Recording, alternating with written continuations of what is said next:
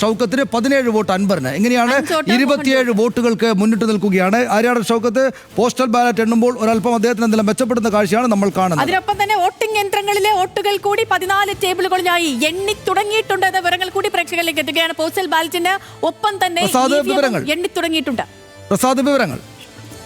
സനീഷ്, 27 വോട്ടിന്റെ ലീഡിലേക്ക് ആര്യാടൻ ഷൗക്കത്ത് വന്നു എന്നുള്ളതാണ്. അതായത് പോസ്റ്റൽ വോട്ട് ബാലറ്റിൽ ഒരു തരത്തിൽ പോലും ആര്യാടൻ ഷൗക്കത്തിന് പുറകോട്ട് പോകേണ്ടി വരുന്നില്ല ഇതുവരെയുള്ള കണക്കുകൾ പ്രകാരം.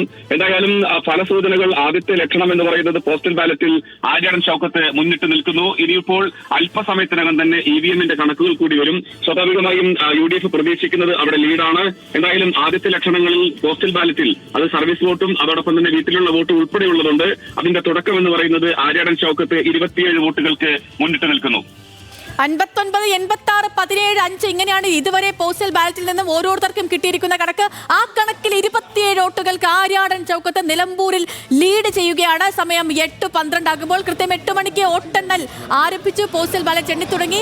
ആദ്യ ഫലസൂചനയിൽ തന്നെ 27 വോട്ടുകൾക്ക് ആര്യാടൻ ഷൗക്കത്ത് മുന്നിട്ട് നിൽക്കുകയാണ്. 27 വോട്ടുകൾക്കാണ് ആര്യാടൻ ഷൗക്കത്ത് മുന്നിട്ട് നിൽക്കുന്നത്. 27 വോട്ടുകൾക്ക് മുന്നിട്ട് നിൽക്കുകയാണ് അദ്ദേഹം. 59, 86, 17, 5 എന്നതാണ് നില. നമുക്ക് വളരെ വ്യക്തമായി തന്നെയും വായിക്കാനാകും. ആ പോസ്റ്റൽ വോട്ടുകളാണ് ഇപ്പോൾ എണ്ണുന്നത്.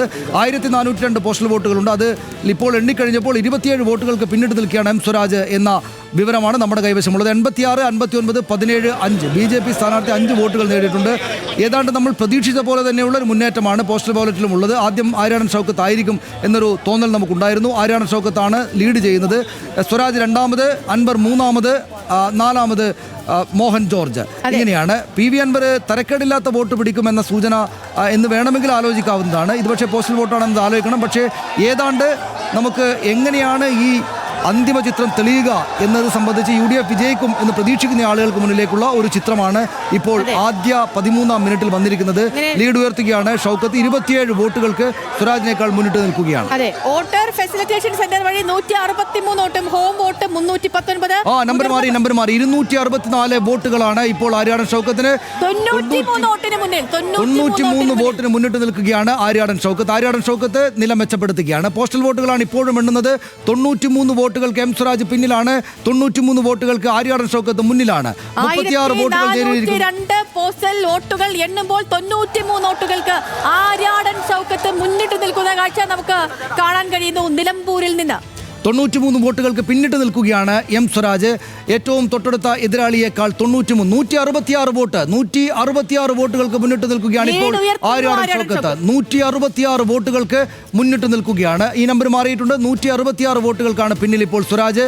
93 വോട്ടുകൾക്കല്ല, 166 വോട്ടുകൾക്ക് മുന്നിട്ട് നിൽക്കുകയാണ് ആര്യാടൻ ഷൗക്കത്ത്. 166 വോട്ടുകൾക്ക് പിന്നിട്ട് നിൽക്കുന്നു എം സ്വരാജ്. ആര്യാടൻ ഷൗക്കത്ത് നില മെച്ചപ്പെടുത്തുകയാണ്. ഇപ്പൊ നമുക്കൊരു ട്രെൻഡിലേക്കോ സൂചനയിലേക്കോ ഒന്നും പോകാൻ പറ്റില്ല. എങ്കിൽ പോലും UDF ക്യാമ്പിന് ആശ്വാസമാണ്. UDF ക്യാമ്പിന്റെ പ്രതീക്ഷ അത് ഉറപ്പിക്കുന്ന വിധി വന്നുകൊണ്ടിരിക്കുന്ന പോസ്റ്റൽ ബാലറ്റിൽ. നിശ്ചയമായിട്ടും ഇത് പോസ്റ്റൽ ബാലറ്റിന്റെ ലീഡാണ് നമ്മൾ ഈ കാണുന്ന 166 വോട്ടുകളുടെ ലീഡ് എന്ന് പറയുന്നത് പോസ്റ്റൽ ബാലറ്റിൻ്റെതാണ്. ഏതെങ്കിലും തരത്തിൽ മറ്റതിനെ യഥാർത്ഥ തെരഞ്ഞെടുപ്പ് വിധിയെ പ്രതിഫലിപ്പിക്കുന്നതല്ല എന്ന് തന്നെ കാണണം ഈ ഘട്ടത്തിൽ.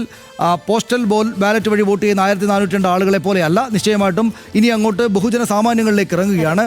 അതേത് വിധത്തിലായിരിക്കും ഓരോ പഞ്ചായത്തുകളിലും പ്രതിഫലിക്കുക എന്നതാണ് നമ്മൾ കാണേണ്ടത്. ഏതായാലും ഇപ്പോൾ 166 വോട്ടുകൾക്ക് മുന്നിട്ട് നിൽക്കുകയാണ് ആര്യാടൻ ഷൗക്കത്ത്. റൗണ്ട് 1 EVM-ലെ റൗണ്ട് 1 എണ്ണി തുടങ്ങി, സമാന്തരമായി എണ്ണി തുടങ്ങി എന്ന വിവരങ്ങൾ വരുന്നു. 14 ടേബിളുകളും എണ്ണി തുടങ്ങിയിട്ടുണ്ട്. അങ്ങനെയാണെങ്കിൽ ഒരു 8:30 കൂടി തന്നെ നമുക്ക് ട്രെൻഡിലേക്ക് അല്ലെങ്കിൽ ഫലസൂചന ഏറെക്കുറെയൊക്കെ നമുക്കൊരു